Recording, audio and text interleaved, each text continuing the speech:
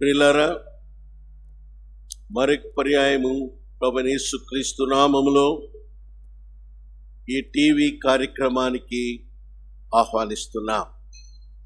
ఈ కార్యక్రమము వాక్య ప్రత్యక్షత కార్యక్రమం. ఇది హౌసింగ్ బోర్డ్ కాలనీ నెల్లూరులో బెతెస్దా ప్రార్థన మందిరము ద్వారా విడుదలయ్యేటువంటి కార్యక్రమం. ఈ దినాలలో మనం తీసుకున్న అంశం ఏంటంటే, దేవుడు సమకూర్చు దేవుడు, గాడ్ ఆఫ్ రెస్టోరేషన్. యెహోవా దేవుడు తన ప్రజలకు వారు పోగొట్టుకున్నది ఏదైనా సరే వాటిని తిరిగి ఇస్తాడు అనే మాట మోటో కార్డు వాగ్దానాలను బట్టి నేర్చుకుంటున్నాం. మొదట కొన్ని వ్యక్తులను చూచాం, ఇప్పుడు యోబుని గురించి చూస్తున్నాం. యోబుని గురించి, ఈ సమకూర్పుని గురించి 3 వర్తమానాలు. ఒకటి పోయిన వారం నేర్చుకున్నాం యోబుని గురించి. ఏందా 3? యెహోవా ఇచ్చెను, తను కలిగి ఉన్న సమస్తము విస్తారమైన ఆస్తి. దేవుడు అన్నాడు, యోబు అన్నాడు, యెహోవా ఇచ్చెను. సాతాను కూడా అన్నాడు, నీవు ఆయన చేతి పనిని దీవించావు, ఆయన ఆశీర్వదించావు. It's a testimony given by Satan. Not only Satan, Yobu అన్నాడు, యెహోవా ఇచ్చాడు. ఇది పోయిన వారం చూచాం. ఎంత ఇచ్చాడు, ఎందుకు ఇచ్చాడు, తర్వాత ఏం చేశాడు, ఇవన్నీ పోయిన వారం. ఇప్పుడేం చూస్తున్నామంటే, యెహోవా తీసుకొని పోయెను 3:21. అయితే దీన్ని కొంచెం జాగ్రత్తగా అర్థం చేసుకోవాలా. మనం పొరపాటుని చెప్పకూడదు లేఖనాలు. అయితే యెహోవా తీసివేయబడేదానికి సాతానుకు అనుమతించాడు. ఎందుకంటే సాతాను అన్నాడు, అదంతా నువ్వు ఇచ్చిన దాన్ని బట్టి వచ్చిన భక్తి అన్నాడు. అలాగా కాదు, ఇచ్చినా ఇవ్వకపోయినా, ఉన్నా లేకపోయినా, నా సేవకుడైన యోబు అటువంటి వాడు కాదు. తన భక్తిని వీడడు, యథార్థతను వీడనని చెప్పాడు. అందుకొరకు దేవుడు అనుమతించాడు, సాతానుకు అనుమతించాడు. అపవాది దేవుని యొక్క విరోధి. బైబిల్లో మనం చూస్తే దేవుడు త్రిత్వమండి, గాడ్, ట్రయూన్ గాడ్, త్రియేక దేవుడు. త్రియేక దేవుడు అంటే తండ్రి అయిన దేవుడు, కుమారుడైన దేవుడు, పరిశుద్ధాత్మ దేవుడు. అందుకని సృష్టించినప్పుడు దేవుడు అన్నాడు కదా, మన పోలికల చొప్పున నరుని సృష్టిస్తామని. అన్నాడు, let us create man in our own image, triune God. అలాగే సాతాను కూడా తనకంటూ దేవుని ఇమిటేట్ చేయటానికి ultimately is going to make a Trinity for himself. దాన్ని ఈవిల్ ట్రినిటీ అంటారు. ఇదేమో హోలీ ట్రినిటీ. ఏందా ఈవిల్ ట్రినిటీ? దేవునికి, తండ్రి అయిన దేవునికి విరోధి, యాంటీ గాడ్ సాటన్. కుమారుడైన దేవునికి విరోధి, క్రీస్తు విరోధి. పరిశుద్ధాత్మకు విరోధి, అబద్ధ ప్రవక్త. కాబట్టి అపవాది దేవునికి విరోధి. అందుకనే సృష్టి ప్రారంభములోనే ఏదెనులోనే అపవాది దేవుని విరోధంగా కార్యాలు జరిగించటం ప్రారంభించాడు. ఇప్పటికీ చేస్తూ ఉన్నాడు. కనుక అంతేకాదు, అపవాది దేవునికి విరోధే కాదు. పేతురు అంటాడు, 1 పేతురు 5:8 మీ విరోధి అయిన అపవాది అంటాడు. కనుక దేవుని బిడ్డలకు, పరిశుద్ధులైన వారికి కూడా, విశ్వాసులైన వారికి విరోధి అపవాది. మన విరోధి అపవాది. గర్జించు సింహం వలె ఎవరిని మృంగుదునా అని తిరుగుతున్నాడు. యోబు అన్నాడు కదా, యెహోవా అడిగాడు, ఎక్కడి నుంచి వస్తున్నావు? యోబు అన్నాడు, లోకములో భూమి తిరిగినా, అటు ఇటు తిరిగినా, తిరిగి వచ్చినా ఇప్పుడు కూడా వాడు అదే పని చేస్తున్నట్టుగా పేతురు చెప్తున్నాడు. 1 పేతురు 5:8 ఏమంటున్నాడు? ఎవరిని మింగుదునా అని మరి అటు ఇటు తిరుగుతూ ఉన్నాడు. కాబట్టి మనము ఎంత జాగ్రత్తగా ఉండాలా, మరి వారిని మనం జయించాలా, వారిని మనం ఓడించాలా, వారిని మనం సిగ్గుపరచాలా, వారి తలంతలు, వారి డివైజెస్ని, తంత్రములను మనం ఎరిగిన వారముగా మరి జయ జీవితంలో కొనసాగాలని బైబిల్ మనకు నేర్పిస్తారు. కాబట్టి అలాంటి అపవాద్, ఎందుకంటే ఇప్పుడు మనం యెహోవా దేవుడు అనుమతించాడు యోబు విషయములో మరి తన భక్తిని పరీక్షించడానికి. కాబట్టి ఇప్పుడు బయలుదేరి వెళ్ళాడు వాడు. నేను వాక్యం చెప్తుంది 1:12 చివరిలో, అపవాదికి సెలవీయగా వాడు యెహోవా సన్నిధి నుండి బయలు వెళ్ళాను. యెహోవా సన్నిధి నుంచి బయలు వెళ్ళాడు. ఇంకో మాట, మొదటిదిగా దేవునికి విరోధి, దేవుని ప్రజలకు విరోధి. రెండోది మరి సాతాను బోధ. ఇక్కడ మనం చూస్తాం. ఏంటి సాతాను బోధ? సాతాను బోధ అనేది క్రొత్త నిబంధనలు చూస్తే పలు విధాలుగా అది బయటకు వచ్చింది. మరి ప్రకటనలో మనం చూస్తాం, సంఘాలలో మరి బిలాము బోధ, నికులాయితుల బోధ, యెజబెలు బోధ, సాతాను బోధ. కాబట్టి ప్రతి యుగములో కూడా మరి అపవాది మరి తన బోధను ప్రజలకు ఇచ్చేవాడుగా ఉన్నాడు. ఏంటి ఆ బోధ? యెహోవా దేవునితో అన్నాడు ఆ మాట. ఏమన్నాడు? 9వ వచనములో దేవుడేమో, అతని వంటి వాడు, భక్తి కలిగిన వాడు భూమి మీద ఎవడునూ లేడంటే, అపవాది ఏమన్నా, అవునయ్యా నేను అటు ఇటు తిరిగా చూసా, నువ్వు చెప్పింది కరెక్టే, అతని వంటి లేడు అని ఏమన్నా అంగీకరించాడా? లేదు. దానికి ఒక విరోధమైనటువంటి కౌంటర్ వేస్తున్నాడు. ఏమంటున్నాడు? చదవండి. ఏమన్నాడు? అపవాది 9వ వచనం, యోబు ఊరకయే దేవుని యందు భక్తి గలవాడాయన. చూసారా? అది అపవాది బోధ. భక్తి అనేది ఊరికే రాదయ్యా, ఏదో కాస్త ఇస్తే వస్తుంది. అందుకనే ప్రజలు యెహోవా యందు భక్తి కలిగిన వారుగా ఉంటారు. అలాగే ఇవ్వకపోతే వాళ్ళు భక్తిలోకి రారు. ప్రియులారా, ఇది మనకు బోధకులైన మనకు కూడా ఇది చాలా హెచ్చరిక. ఎందుకంటే మనము బోధించేటప్పుడు అపవాది ఈ బోధ మనం తీసుకురాకూడదు. ఏందది? యేసు ప్రభువు నమ్ముకోండి మీకు మేలు జరుగుతుంది, యేసు ప్రభువు నమ్ముకోండి మీకు రోగాలు పోతాయి, యేసు ప్రభువు నమ్ముకోండి మీకు పిల్లలు పుడతారు, యేసు ప్రభువు నమ్ముకోండి మీకు మీరు కోరుకున్నాయని జరుగుతాయి. ఇలాగ చెప్పకూడదు. మనం చెప్పాల్సింది యేసు ప్రభువు నమ్మితే పాపములు క్షమించబడతాయి. ఆయన శరీరధారిగా వచ్చింది సిలువలో పాపము కొరకైన ప్రాయశ్చిత్తార్థంగా తన ప్రాణమును అప్పగించుకునే దానికి వచ్చాడు. కాబట్టి నమ్మండి అయ్యా, పాపాలు క్షమించబడతాయి, తద్వారా దేవుని ఉగ్రత మీ మీద తొలగిపోతుందని చెప్పాల. ఆ తర్వాత యేసు ప్రభు నమ్మితే పరలోకములో ప్రవేశం దొరుకుతుంది, నిత్య జీవము కలుగుతుంది అని చెప్పి ఆ తర్వాత చెప్పాలా. మీరు నమ్మితే దేవుని పిల్లలైతే అప్పుడు ఆయన తండ్రిగా మీ ప్రతి అవసరత తీరుస్తాడని ఫిలిప్పీ 4:19 చెప్పినట్టుగా చెప్పాల. లోకా 12 కూడా చెప్పాడు కదా, మీ తండ్రికి ఎరుగును, మీకేమి కావాలనో మీ తండ్రి ఎరుగునని.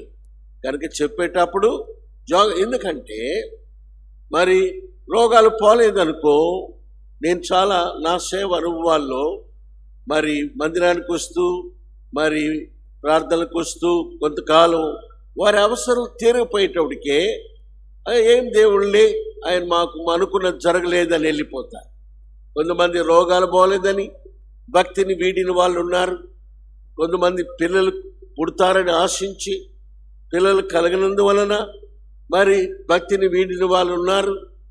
మరి మరి వివాహాల కొరకు ఎదురు చూచి అవి జరగనందువలన మరి వీడిన వారు ఉన్నారు. ఉద్యోగాల కొరకు, చదువుల కొరకు వారు ఆశించిన దాన్ని జరగనందువలన వీడిన వారు ఉన్నారు. కనుక అపవాది బోధిది ఊరకయే, ఇది మొక్కుబడుల భక్తి. ఊరకయే యెహోవా యందు భక్తి గలవాడు ఆయన. ఊరకయే భక్తి కలిగిన వాడయ్యాడా? కాబట్టి ఈ బోధను మనము మరి మన బోధలోనికి తీసుకురాకూడదని మరి నేను హెచ్చరిస్తున్నాను. కాబట్టి ప్రియులారా, మరి సాతానుడు మరి తన బోధ విషయంలో అంటే తీసేసినట్టుగా, ఏంది ఆయన భక్తి, ఆయనకున్నది బట్టి భక్తి తీసేయి, ఆ తర్వాత చూడు నీ భక్తి పరుని యొక్క భక్తి అన్నాడు. అయితే బైబిల్లో మనం చూస్తాము, మరి తీసివేసిన తర్వాత తన మొదటి అధ్యాయములో అంతా పోయింది. అంతా పోయిన తర్వాత తను యెహోవాను దూషించాడా? యెహోవాను విడిచి వెళ్ళాడా? మరి వాని స్లోగన్ ఏంటి? అపవాది స్లోగన్ ఏంటంటే, నీ ఎదుటనే నిన్ను దూషించి నిన్ను విడిచి వెళుతాడు. This is Satan slogan. నేను చదువుతున్నాను 11వ వచనములో, నీ ముఖము ఎదుటనే దూషించి నిన్ను విడిచిపోవును అని యెహోవాతో అనగా. This is the slogan of Satan. But God took it as a challenge. No, ఆ దాసుడు అటువంటి వాడు కాదు అని. అందుకని సాతాను వెళ్ళి చేయగలిగిన నష్టమంతా చేసిన తర్వాత యోబు చివరిలో ఏమన్నాడు? ఆయన అన్న మాట నేను చదువుతున్నాను 30లో. యోబు నేల మీద పడి సాష్టాంగ నమస్కారం చేసి, మరి నేను నా తల్లి గర్భంలో దిగంబర్ని వచ్చి తిని దిగంబర్నై అక్కడికి తిరిగి వెళ్ళేదను. యెహోవాయే ఇచ్చెను, యెహోవాయే తీసుకుని పోయాను. యెహోవా నామమునకు స్తుతి కలుగునుగాక. అపవాది యొక్క స్లోగన్ ఏంది? నీ ఎదుటనే నిన్ను దూషించి విడిచి వెళ్తాడు. So Satan is defeated. సాతాను ఓడించబడ్డాడు, సాతాను సిగ్గుపరచబడ్డాడు. ఎందుకు? ఆయన అంతా పోయిన తర్వాత సాగిలపడి యెహోవాను స్తుతించాడు. దూషణ లేదు, స్తుతుంది. What a challenge! ఎంత సవాల్తో కూడిందో ఇది. ఆ తర్వాత మనం చూస్తే మరి కాబట్టి వాని బోధ ఏంటంటే, మరి నీ చెయ్యెత్తి యెహోవాకు చెప్తున్నాడు వాడు. చూడండి అపవాది, నీ చెయ్యెత్తి ఏమన్నాడు 11వ వచనంలో, అతనికి కలిగిన సమస్తమును మొత్తం అంటున్నాడు. సాతాను యెహోవాతో చెప్పే మాట ఇది. దేవుడు అన్నాడు, అది నేను చేయను. That I cannot do it. ఎందుకంటే దేవుడు పరిశుద్ధుడు, నీతిగల న్యాయాధిపతి. ఆయన తన చేయెత్తి యోబును ఆశీర్వదించాడు. ఎందుకంటే ఆయన జీవితంలో, ఆయన కుటుంబ బిడ్డల జీవితాల్లో భక్తి, యథార్థత, నీతి ఉంది. ఏ చెడు కార్యము లేదు. కాబట్టి సాతాను అన్నట్టుగా నువ్వు చేయెత్తి ఆయన మొత్తం అంటే మొత్తుతాడా?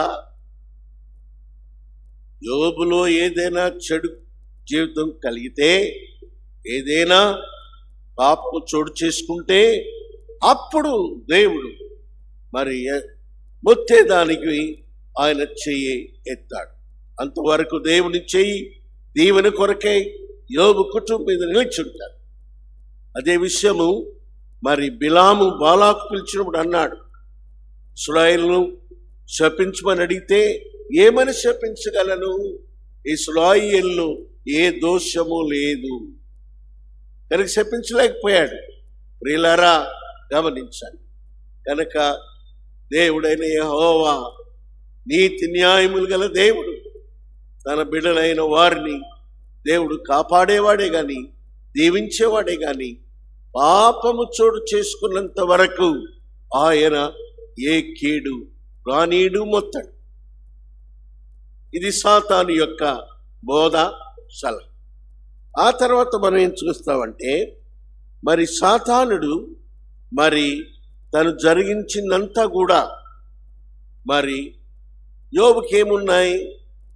యోబుకి రాసిన దాని ప్రకారము రెండవ వచనములో 7,000 గొర్రెలు, 3,000 ఒంటెలు, 500 జతల ఎడ్లు, 506 గాడిదలు ఉన్నాయి. విస్తారమైన ఆస్తి. ఈ 4 ఆస్తిని 3 విధాలుగా నష్టం చేసేసాడు. ఎలాగ నష్టం చేశాడు?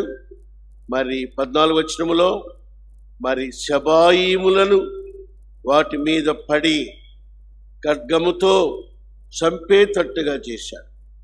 ఎద్దులు గాడిదలు పూర్తిగా పోయినాయి, 2 పోయినాయి. ఇక 18 వచనములో అగ్ని దిగొచ్చింది, గొర్రెలు వాని పనివారు అగ్ని చేత కాల్చివేయబడ్డారు. 3 అయిపోయినాయి, ఎద్దులు గాడిదలు గొర్రెలు. 4 ఆస్తి మరి 17 వచనములో కల్దీయులు 3 సమూహాలుగా వచ్చి ఒంటెల మీద పడి వాటిని ఖడ్గము చేత చంపేశారు. So all is 4-fold property. 4 అంతల ఆస్తి దేవుడిచ్చింది, దేవుడు విస్తరింపజేసింది. సాతానుడు పూర్తిగా అతి తక్కువ కాలంలోనే he has brought destruction, అనగా ఉపద్రవము, నష్టాన్ని తెచ్చి మొత్తాన్ని పాడు చేశాడు. అంతేకాదు ప్రియులారా, వాడు మరి తన కుమారులు కుమార్తెలు వారి ఇళ్లలో ఉన్నారు విందులు చేసుకుంటూ. దేని వాక్యం చెప్తుంది? మరి 18 వచనములో యోబు యొక్క కుమారులు కుమార్తెలు మరి భోజనము పానము చేస్తూ తన అన్న ఇంట్లో ఉన్నారు. మరి సాతాను తీసుకొచ్చింది ఏంది? ఇక్కడ గొప్ప సుడిగాలి తీసుకొచ్చి ఆ ఇంటిని కూలదూసింది. ఇంటి కింద ఉన్న కుమారులు కుమార్తెలు చనిపోయారు.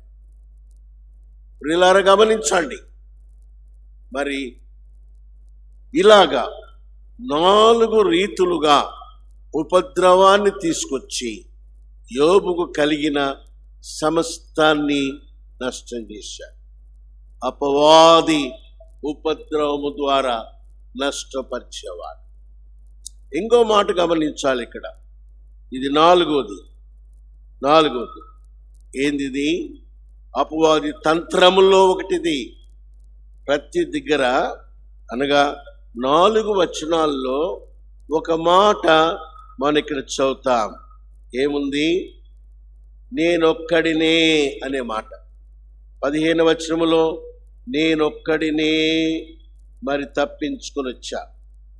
అలాగే 16 వచనములో చివరిలో నేనొక్కడినే తప్పించుకొని వచ్చా. అలాగే 17 వచనములో మరి చివరిలో నేనొక్కడినే తప్పించుకోవచ్చా. అలాగే 19 వచనములో చివరిలో నేనొక్కడినే తప్పించుకోవచ్చా. సాతాను తంత్రాలు తెలుసుకోవాలి మనం. వాడు ఏం చేస్తాడు? చేయగలిగిన నష్టం చేస్తాడు. చేసిన నష్టాన్ని తెలియపరిచేదానికి ఒకని మిగిలిచ్చాడు. ఆలోచించండి. మన జీవితాల్లో కూడా సాతాను ఎన్నో నష్టాలు చేస్తుంటాడు. కొన్ని మనకు తెలియవు. మనకు తెలియకుండానే ఎక్కడో వాడు నీ విషయంలో, నీ కుటుంబ విషయంలో, నీ బిడ్డల విషయాల్లో, నీ సేవ విషయాల్లో నీవు ఎక్కడో వాడు నష్టం చేస్తాడు. మౌనం ఉండడు వాడు. అంతేకాదు, చేసిన నష్టాన్ని నీకు చెప్పంపిస్తాడు. వాడు సాతాను దూత. ప్రియులారా, సాతాను దూతగా వాడబడకూడదు. దేవుని బిడ్డల నష్టం జరిగినప్పుడు దాన్ని తీసుకుపోయి ఆయనకి చెప్పటం, మరి బయట వాళ్ళకి చెప్పటం, ఇవన్నీ సాతాను దూతగా చేసేది. మరి ఏం చేయాలా? తెలిసినప్పుడు మరి ప్రార్థన చేయాలి. రహస్యములను దాచుట నీతిమంతుని జీవితం. కనుక మౌనంగా ఉండి ఆ దాసుని కొరకాయి మరి ఆ భక్తుని కొరకాయి ప్రార్థన చేయటం అనేది చాలా అవసరం. నేను ఒక్కడినే మిగిలినాను అని రాశాడు. ఎందుకు మిగిల్చాడు? తప్పించుకొని వచ్చాను. ఎందుకు? జరిగినది 15వ వచనంలో నీకు తెలియచేయుటకు నేను ఒక్కడినే తప్పించుకొని వచ్చాను. జరిగింది సాతాను తంత్రాలవి గుర్తుంచుకో. మరొక తంత్రం ఏంటంటే మరి 3 పర్యాయములు అక్కడ ఇంకా ఇంకా అనే మాట ఉంది.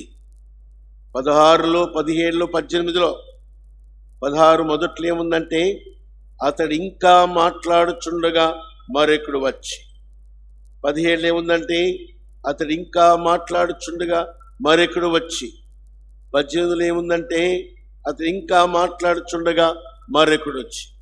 ఇది ఏంది? మొదటివాడు వర్తమానంది, ఇంకోటి వచ్చాడు. మరి ఎందుకు వచ్చాడు? జరిగింది చెప్పేదానికి. మరి అతను చెప్తా ఉన్నాడు, చెప్పే లోపల రెండో ఉపద్రవం జరిగిపోయింది, దాన్ని చెప్పేదాన్ని ఇంకోటి వచ్చాడు. అంటే సాతాను తంత్రం ఏంటంటే దేవుని ప్రజలు తేరుకునే లోపల మరొక నష్టం చేస్తాడు. ఒక దెబ్బ కొడతాడు, శోధన కీడు నష్టాన్ని కలిగిస్తాడు. దాన్ని మరి తేరుకునే లోపల కొంత సమయం ఉంటే తేరుకుంటాం. వాడు తేరుకోకముందే దెబ్బ మీద దెబ్బ, నష్టం మీద నష్టము, శ్రమ మీద శ్రమ, బాధ మీద బాధ. ఎందుకు?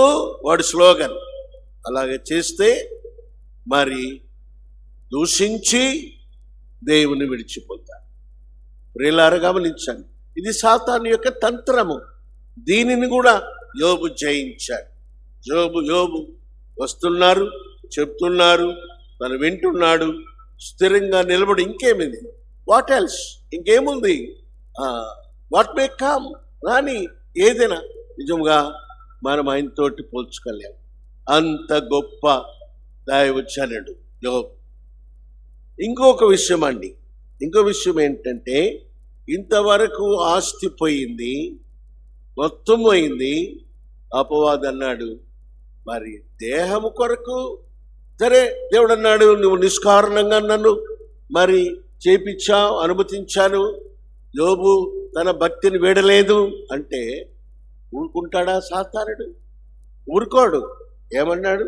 చదవండి, ఏమన్నాడు? 2వ అధ్యాయంలో ఏమన్నాడు? 4వ వచనంలో చర్మము కాపాడుకొనుటకై, చర్మము ప్రాణము కాపాడుకొనుటకై యావత్తు నరుడిచ్చును కదా. ఇంకొకసారి నీవు చేయి చాపి అతని దేహమును మొత్తిన ఎడల నీ ముఖమైననే దూషించి నిన్ను విడిచిపో. This is the slogan of Satan. మరలా నీ ముఖమైననే నిన్ను దూషించి నిన్ను విడిచిపోవు. Slogan of Satan. God said okay, ప్రాణాన్ని మాత్రం తాకొద్దు. వెళ్ళాడు, దేహాన్ని ముట్టాడు. నేను వాక్యం చెప్తుంది. ఏం చేశాడు? 7వ వచనంలో మరి అరికాలు మొదలుకున్న నెత్తి వరకు బాధగల కురుపులతో యోబును మొత్తెను. బాగా గమనించాడు. మరి దూషించాడా? దూషించలేదు. ఏం చేశాడు? నేను వాక్యం చెప్తుంది, తాను మరి నోటి మాటతో కూడా ఆయన పాపం చేయలేదు. నేను వాక్యం చెప్తుంది మరి 10 చివరిలో ఈ సంగతుల్లో ఏ విషయమందును మరి యోబు నోటి మాటతోనైనా పాపం చేయలేదు. ఫెయిల్ అయిపోయాడు, సిగ్గుపరచబడ్డాడు. అపవాది దేవునితోనే ఉన్నాడు. చివరిగా ఒక మాట ఏంటంటే ప్రియులారా, మరి చివరి ప్రయత్నము అపవాది చేశాడు. అన్నీ పోయినాయి.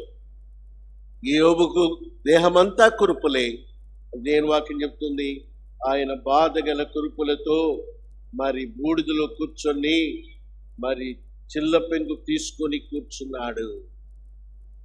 అట్టి పరిస్థితుల్లో సాతాను దూతగా తను మిగిల్చుకున్న ఒక వ్యక్తి వస్తూ ఉంది.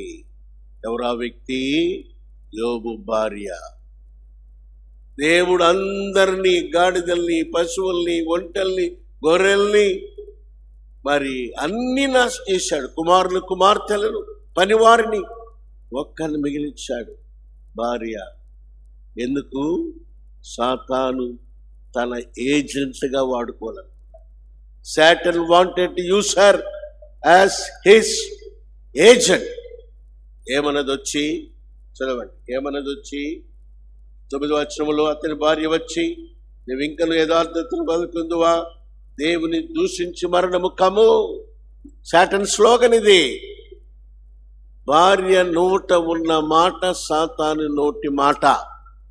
ఏంది సాతాను నోటి మాట? దూషించి విడిచిపోతాడు. ఇది కొంచెం ఎక్స్ట్రా అయింది. ఏందది? దూషించి మరణము కమ్ము. You die. There is the matter. నేను గెలుస్తా, యోబు చేస్తాడు, దేవుడు ఓడిపోతాడు. అయితే మరి సాతాను నోటి మాట తన నోట వస్తే ఆ మాట మాట్లాడిన వ్యక్తిని ఎంత ధైర్యముతో గద్దించాడో చూడండి. ఏమన్నాడు 10వ వచనంలో, అందుకతడు, మూర్ఖురాలు మాట్లాడినట్లు నువ్వు మాట్లాడుచున్నావు, మనము దేవుని వలన మేలు అనుభవించుదుమా, కీడును మనము అనుభవింపతగదా. మూర్ఖురాలు మాట్లాడు అనగా అసలు అతను ఎంత బలహీనుడైపోయిండాలంటే అంతా పోయింది, ఆరోగ్యం కూడా పోయింది. మరి మిగిలింది ఆమెను కూడా దూరం చేసుకుంటే ఎట్లా అనే తలంపు తనలోకి రాలేదు. తనను ఎంతో ధైర్యముతో గద్దిస్తున్నాడు. With all his weakness, Job was strong in his faith, godliness, integrity. యోబు ఈ విషయంలో బలహీన కాదు. ఆరోగ్యములో కూడా పోయింది, శరీర బలహీనత అంత వచ్చింది. భక్తి విషయంలో, విశ్వాస విషయంలో, యథార్థత విషయంలో తను బలహీన కాదు. అది కాపాడుకొని అంత ఇదిగా మరి వారిని గద్దిస్తున్నాడు. ప్రియులారా, ఇక్కడ ఒక మాట ఏంటంటే, మరి యోబు అంత భక్తిలోకి వచ్చి తన కుటుంబాన్ని, అట్లా ముందు మనం చూస్తే భార్య ప్రస్తాపనే లేదండి. యోబు తన కుమారులు, కుమార్తెలు, వారి బలులు, వారి ప్రార్థనలు ఇవే ఉన్నాయి. But we see here suddenly appearing. దీన్ని బట్టి చూస్తే యోబులు భక్తి జీవితము పిల్లల్లోకి వచ్చింది కానీ భార్యలోకి రాలేదు. భార్య భక్తి జీవితంలో సహకరించలేదు సరిగదా. మరి ఆ సమయంలో యోబుని మరి భారీగా ఓదార్చు ఉండవచ్చు కదా, లేదా ఆ కురుపులు, ఆ బుడిది మీద మరి తను బాధపడుతుంటే చేయగలిగిన సహాయము ఏదైనా చేసి ఉండొచ్చు కదా. అవన్నీ చేయకపోవడం సరిగదా. మాటల ద్వారా బాధపరచడానికి ప్రయత్నించి దేవుని కొరకే విరోధంగా మాట్లాడు, సాతాను యొక్క మరి ఏజెంట్గా మాట్లాడి ఆమె నోట సాతాను మాట పలికింది. ఇంకా భక్తి వేడుకుంటుంటావా, ఇంకా యథార్థత వదులుకుంటుంటావా, దేవుని దూషించు, చనిపోమ్మన్న అని కాదు, చనిపోకముందు దేవుడు. That is the slogan of Satan. అపవాది ఓడించబడ్డాడు కనుక యోబు మొదటి 2 అధ్యాయాల్లో మనం చూస్తున్నాం. 1 అధ్యాయంలో యోబుకు దేవుడు ఇచ్చెను, యెహోవా ఇచ్చెను, మొదటి వర్తమానం. 2వ వర్తమానములో యోబు సమస్తమును పోగొట్టుకున్నాడు. అది దేవుడు అనుమతితో సాతాను చేసింది. పోగొట్టుకున్నదంతటిని బట్టి ఆస్తి పోయింది, ఆరోగ్యం పోయింది, కానీ భక్తి పోలేదు, యథార్థత పోలేదు, మరి దేవుని యందలి విశ్వాసం పోలేదు. మిగిలిన ఇంకో వర్తమానం ఉంది. పోయిందాన్ని ఎలాగ సమకూర్చుకున్నాడు. తిరిగి 2 రెట్లు ఇచ్చాను, వచ్చేవారు నేర్చుకుంటా. ప్రార్థన. ప్రేమగల తండ్రి, మీకు స్తోత్రాలు. యోబు యొక్క జీవితంలో మరి యెహోవా సమకూర్చిన వారిలో ఒకడు యోబు. నా తండ్రి, 3 భాగాలుగా నేర్చుకున్నాం. మొదటి భాగంలో, మొదటి వర్తమానంలో యెహోవా ఇచ్చాను, ఎందుకు ఇచ్చాడు, ఎలాగిచ్చాడు, ఇవన్నీ మేము నేర్చుకున్నాం. రెండవ వర్తమానములో మరి యోబు సమస్తమును పోగొట్టుకొని ఆస్తిని, బిడ్డలను, ఆరోగ్యాన్ని మరి ఎందుకు పోగొట్టుకున్నాడు, మరి ఆ అంతములో తన యొక్క భక్తి ఎలాగుంది, సాతాను యొక్క మాటలు ఎలాగ ఓడించబడ్డాయి చూచాం. 3వ వర్తమానము రాబోయే వారములో నేర్చుకునే దానికి 2 సమకూర్పు సహాయం చేయి. విన్నవారిలో కార్యం చేయండి. యేసు ప్రభు నామములో ప్రార్థిస్తున్నాము తండ్రి. ఆమేన్.